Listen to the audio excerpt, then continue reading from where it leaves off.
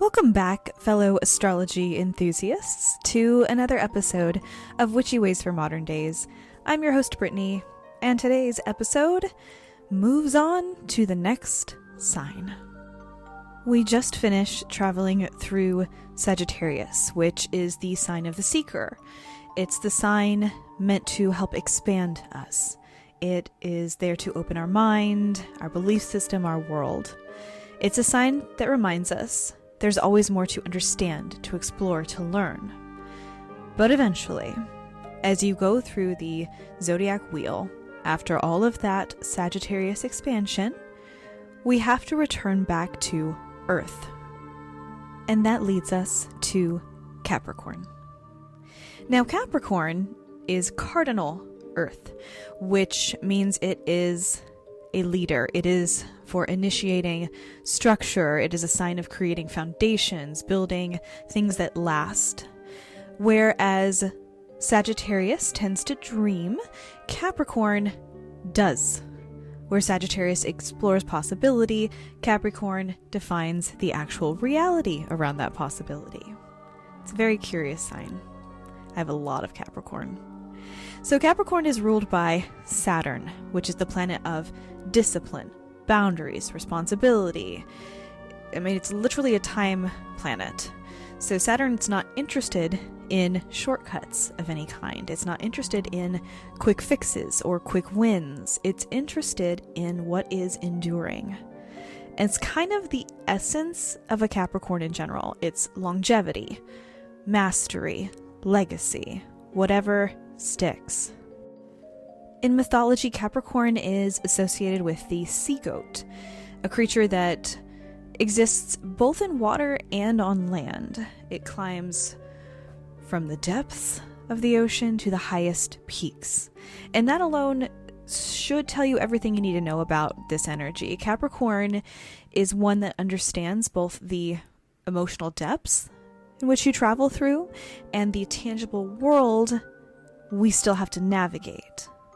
And it's part of the journey in the astrological wheel where things really become stable and real, where intention becomes action, where dreams become actual plans, where desire switches and morphs into discipline. Capricorn energy can be very often misunderstood as cold, serious, or possibly overly focused on work. But if we just dive a little bit deeper beneath that exterior, it's something much more. It's a sign of devotion. Capricorn doesn't commit to anything lightly. But when it does commit to something, it commits fully to a person or a path, a goal. It can commit to a version of itself that it is slowly but steadily becoming.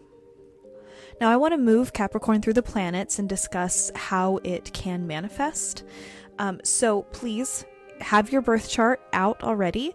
Let's figure out where you have Capricorn. This is, again, one of the ones I'm really invested in because I have so much Capricorn in my chart. But even if you don't, please follow along and maybe you'll learn something about someone that you care about. So let's begin. When your sun is in Capricorn, your identity is shaped through responsibility, growth, long-term achievement. You're not here for instant gratification. You are here to build something meaningful over time. Capricorn suns often carry a very steady sense of maturity, even from a very young age. In magic, this is a placement that excels in long-term ritual, which is whether that is manifestation or long-term career path goals, protection through structure, anything that requires consistency, Capricorn is there. The lesson for you, the gray spot, will be in allowing rest. Remembering that your worth is not solely tied to what you can accomplish. Rest is not a bad word. When your moon is in Capricorn, your emotions are often processed through this very interesting controlled filter. And this is to the moon's detriment. It's a very challenging placement to be because, well, it's not bad, but because your emotional expression can feel quite restricted, it can tend to feel unsafe to have emotions in the first place. You may have learned very early on in your life to be strong, that you had to hold things together for the sake of everybody else. In ritual, this moon will benefit from structured emotional release, meaning consistent practices that allow your feelings to move safely. The shadow will be about suppressing your emotions rather than processing them. You have to get them out somehow, and once you are able to stabilize and process those emotions, the better that you will feel. Now, if you have a Capricorn rising, you're someone who, if a stranger looks at you, you move through the world with quiet authority. You are perceived by others as composed, grounded, sometimes very serious even. So it's someone who carries responsibility naturally and looks like they have their shit together. There's a sense of caution, like you're approaching your life cautiously, preferring to build things slowly rather than rush into anything. And with Saturn as your chart ruler, your life tends to unfold in phases in very distinct stages, which often become stronger and more aligned as you continue to grow older. Capricorn rising is not an instant visibility sign. It is about lasting impact, though. The lesson will be in allowing yourself not just to be seen as capable. It's fine for people to think that you're capable, but you need to remind yourself that you're also human and allowed to make mistakes. Everyone makes mistakes. Now, the next placement we're going to go to is Mercury. If you have a Capricorn Mercury, your mind is practical. Most of the time it's focused, very strategic. You think in terms of goals, plans, outcomes, very, very outlined. Communication with you can be often direct and structured, grounded. In spell work, Mercury in Capricorn excels in clear, structured intention setting and long-term planning with ritual. Your lesson will be in allowing flexibility in your thoughts. Don't think so rigidly. It is your downfall, not your strength. When your Venus is in Capricorn, love, a real, like a serious love, has to be long-term for you, loyal. You don't do casual by any stretch of the imagination. You might take a lot of time to open up to someone, but when you do, you are deeply committed. You value stability and reliability within relationships. In magic, if you're doing attraction spells, you need to focus on attracting lasting commitment or connection, shared goals. You do need to work on the possibility of being extremely emotionally guarded or fearing vulnerability, because that's only holding you back from the connection that you actually really crave. Alright, let's take a quick pause, because if you are listening to this podcast, chances are your magic deserves tools that actually meet you where you are. If you aren't already aware, I am part owner of Winslow Naturals, a small, family-owned metaphysical shop creating handcrafted ritual oils, candles, sprays, soaks, and spiritual tools, each one made with intention, experience, and deep respect for the craft. These aren't mass-produced products. Every one of our blends is thoughtfully formulated for real-life magic, whether you're working with deities, doing shadow work, calling in abundance, or just protecting your peace in this chaotic world. I also offer personal tarot readings, aura readings, spirit guide confirmations, distance Reiki, and chakra healing sessions for those of you looking for deeper insight, energetic support, and one-on-one spiritual care.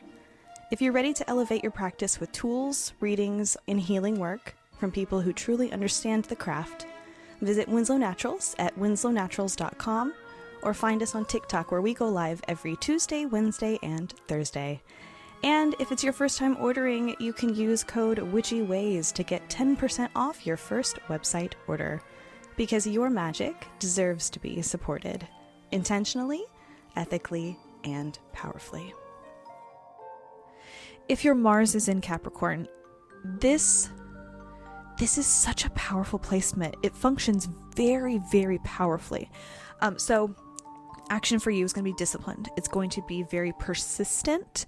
You don't waste energy. You move with intention. You use everything at your disposal in magic. So if you do magic with this placement, the Mars Capricorn in mind, it's incredibly effective for manifestation that needs and requires sustained control, sustained effort.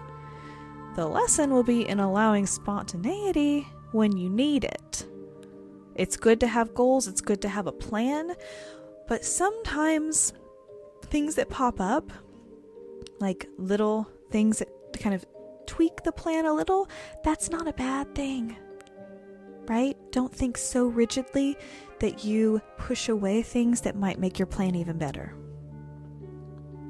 When Jupiter is in Capricorn, growth will come through. Again, it's structure, discipline, rather than expansion alone. This is where it is a very, very purposeful shift from Sagittarius into Capricorn.